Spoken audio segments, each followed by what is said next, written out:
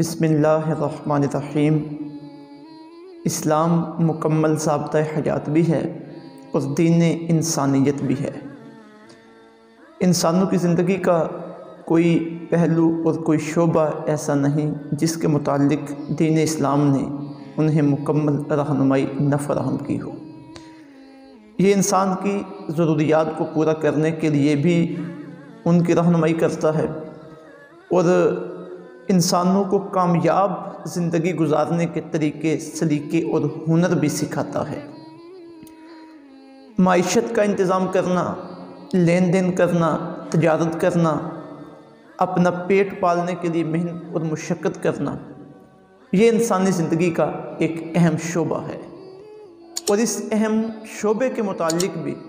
دین اسلام نے ہر پہلو سے اپنے ماننے والوں کو خوبصورت ہدایات فراہم کی ہیں۔ اسلام میں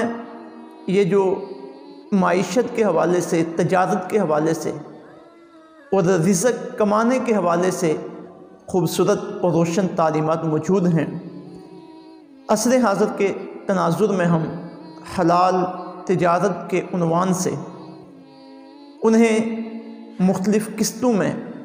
تفصیل کے ساتھ انشاءاللہ بیان کرنے کی کوشش کر رہے ہیں۔ آج اس سلسلے میں ہمارے پہلے موضوع کا عنوان ہے اسلام میں تجارت کی اہمیت اور حوصلہ افزائی۔ اسلام دین انسانیت ہے اور تجارت، لین دین، معیشت کا انتظام چونکہ یہ انسانوں کی ضرورت ہے تو اس لیے لازمی ہے کہ اسلام نے اس کے متعلق انسانوں کو تفصیلی رہنمائی فراہم کی ہو، اور یقیناً ایسا ہے بھی۔ انسانوں کی ہدایت کے لیے اور ان کے لیے زندگی گزارنے کے لیے بطور نمونہ اللہ تعالیٰ نے انبیاء کرام علیہم السلام مبعوث فرمائے ہیں۔ انبیاء کی زندگی ہر اعتبار سے لوگوں کے لیے نمونہ اور ماڈل ہوا کرتی تھی۔ اگر ہم اس اعتبار سے انبیاء کرام علیہم السلام کی زندگی کو دیکھیں تو انہوں نے بھی اس مقصد کے لیے محنتیں کی ہیں، مشقتیں کی ہیں، کام کاج کیا ہے۔ تاریخ انبیاء کا اگر ہم مطالعہ کرتے ہیں تو ہمیں معلوم ہوتا ہے کہ حضرت آدم علیہ السلام رزق کمانے کے لیے کھیتی باڑی کرتے تھے، حضرت نوح علیہ السلام بڑھئی کا کام کرتے تھے، اپنے ہاتھوں سے آپ نے کشتی بنائی، حضرت داؤد علیہ السلام لوہے کا کام کاج کرتے تھے، حضرت موسیٰ علیہ السلام نے بکریاں چرائیں، حضرت ادریس علیہ السلام کپڑا بننے کا کام کرتے تھے،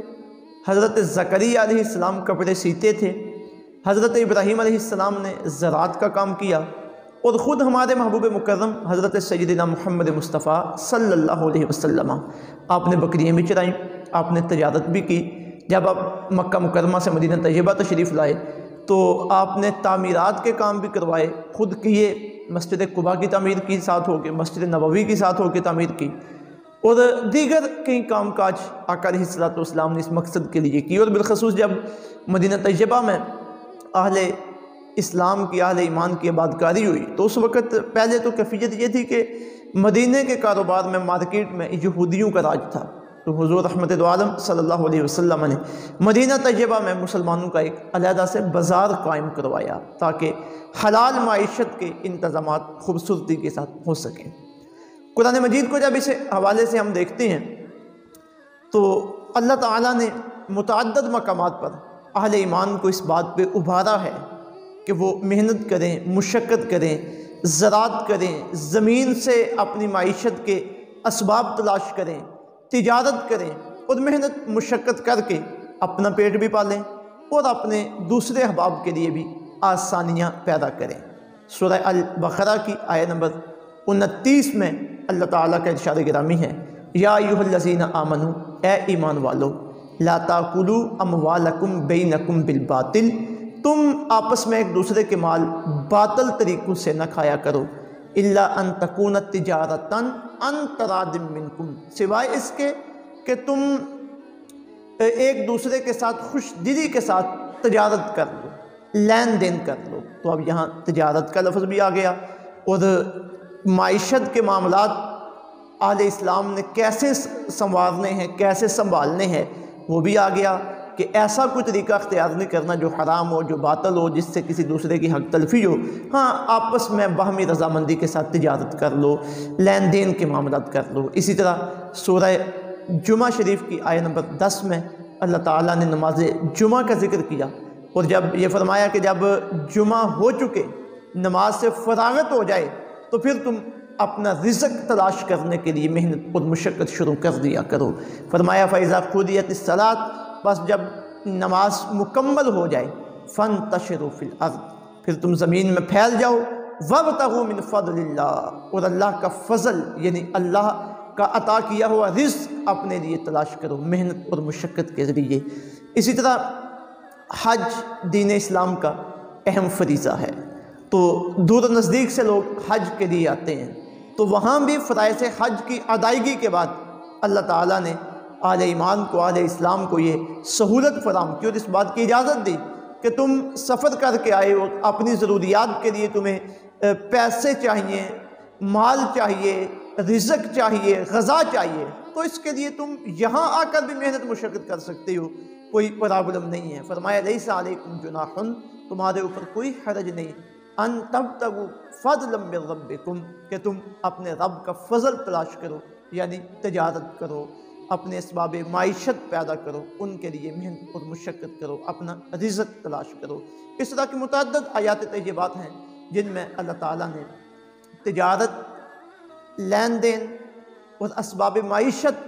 کو اختیار کرنے، انہیں تلاش کرنے کی ترغیب دلائی ہے۔ یہاں تک حضور رحمت دو عالم صلی اللہ علیہ وسلم آپ کی حدیث طیبات کا ذکر ہے، تذکرہ ہے اور ان کا حوالہ ہے، تو اس سلسلے میں مسند امام احمد بن حنبل کی جلد 28 صفحہ نمبر 502 کی حدیث نمبر 17265 ہے، حضرت رافع بن خدیج رضی اللہ تعالیٰ عنہ سے مروی ہے۔ آپ بیان کرتے ہیں کہ قیل رسول اللہ صلی اللہ، یا رسول اللہ ای الکسب اطیب، عرض کی کہ یا رسول اللہ صلی اللہ علیہ وسلم کون سی کمائی سب سے زیادہ پاکیزہ ہے؟ تو قال، آقا علیہ السلام نے ارشاد فرمایا عمل الرجل بیدہ، آدمی کا اپنے ہاتھ سے کام کرنا، وکل بیع مبرور، اور ہر جائز تجارت، یعنی جس کام میں انسان اپنے ہاتھ سے محنت کرے، مشقت کرے، اور ہر وہ تجارت جسے اللہ نے جائز ٹھہرایا ہے، اس سے حاصل ہونے والی کمائی، اس سے ملنے والی آمدنی، یہ بندہ مومن کا سب سے زیادہ پاکیزہ رزق ہے۔ حضرت ابو سعید خدری رضی اللہ تعالیٰ عنہ سے مروی روایت سنن ترمذی شریف ابواب البیوع میں حدیث نمبر ہے اس کا 1209، اس میں حضور رحمت دو عالم صلی اللہ علیہ وسلم نے تاجروں کا ذکر کیا جو تجارت کرتے ہیں اور پھر حلال تجارت کرتے ہیں، اور اس میں اللہ تعالیٰ اور رسول مکرم صلی اللہ علیہ وسلم کے احکامات کو پیش نظر رکھتے ہیں، ان کی حوصلہ افزائی اور ان کے مقام و مرتبے کو بیان کرتے ہوئے ارشاد نبوی ہوا، فرمایا التاجر الصدوق، سچا تاجر، الامین، اور امانت دار تاجر، مع النبیین والصدیقین والشہداء،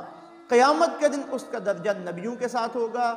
صدیقین کے ساتھ ہوگا اور شہداء کے ساتھ ہوگا، یعنی وہ تاجر جو ایمانداری کے ساتھ تجارت کرتا ہے، حلال تجارت کرتا ہے۔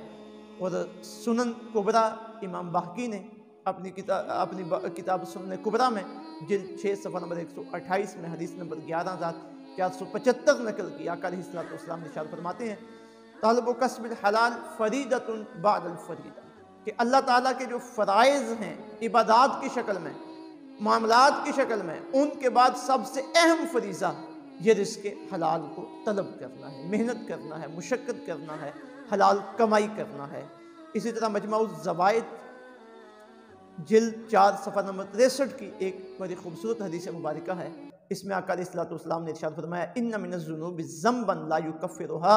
الا الهم في طلب المعیشہ، فرمایا انسان کے کچھ گناہ ایسے ہیں جن کا کفارہ، جن کو معاف کروانے کا ذریعہ صرف اپنی معیشت کی فکر اور اس کے لیے جد و جہد کرنا ہے۔ یعنی انسان جب حلال تجارت میں کوشش کرتا ہے، اس کے لیے پلاننگ بناتا ہے، اس کے لیے محنت کرتا ہے، مشقت کرتا ہے، تو اللہ تعالیٰ اس کی برکت سے بے شمار اس کے گناہوں کو معاف فرما دیتے ہیں۔ اور آخری حدیث مبارکہ جو ہم اپنے اس سلسلے میں شامل کر رہے ہیں، یہ مصنف ابن ابی شیبہ کی کتاب البیوع جلد 5 صفحہ نمبر 258 کی حدیث مبارکہ ہے۔ اس میں حضور رحمت دو عالم صلی اللہ علیہ وسلم نے ارشاد فرمایا من طلب الدنیا حلالا، جس نے حلال ذریعے سے دنیا کے مال و اسباب کی طلب کی، استعفافاً عن المسألہ، اور اس کا مقصد یہ رزق کمانے سے، مال کمانے سے یہ تھا کہ وہ لوگوں سے سوال کرنے سے بچا رہے، کسی سے اسے مانگنا نہ پڑے، اپنی محنت کے ساتھ وہ اپنے معاملات زندگی کو نپٹا سکے۔ پھر آگے فرمائے وَسَعْيًا عَلَىٰ أَهْلِهِ، اور اس کا یہ دنیا طلب کرنا، دنیا کے لیے کوشش کرنا اپنے گھر والوں کے لیے تھا، انہیں پاکیزہ رزق پہنچانے کے لیے تھا، ان کی ضروریات کو پورا کرنے کے لیے تھا۔ پھر آگے فرمایا وَتَعَطُّفًا عَلَىٰ جَارِهِ، اور اس کا یہ عمل اپنے ہمسایوں پر مہربانی کرنے کے لیے تھا، ان کے ساتھ معاملت کرنے کے لیے تھا۔ فرمایا لقی اللہ وجہہ کالقمر لیلۃ البدر،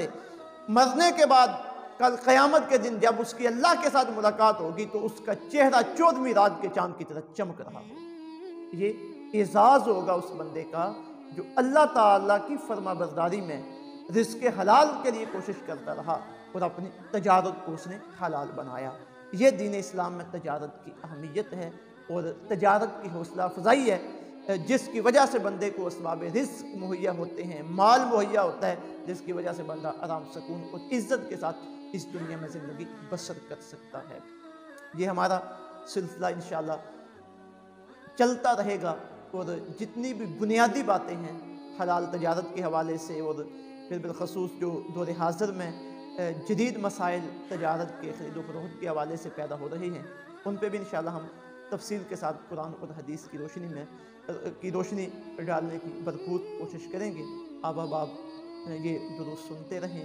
انہیں احباب تک پہنچاتے رہیں، بالخصوص جو دکاندار لوگ ہیں، تاجر ہیں، ان تک پہنچاتے رہیں۔ اللہ تعالیٰ ہماری اور آپ کی اس کاوش کو اپنی بارگاہ میں قبولیت عطا فرمائے، اور دین کے اس پیغام کو عام کرنے میں ہمیں مزید برکتیں عطا فرمائے۔ والسلام علیکم ورحمۃ اللہ وبرکاتہ۔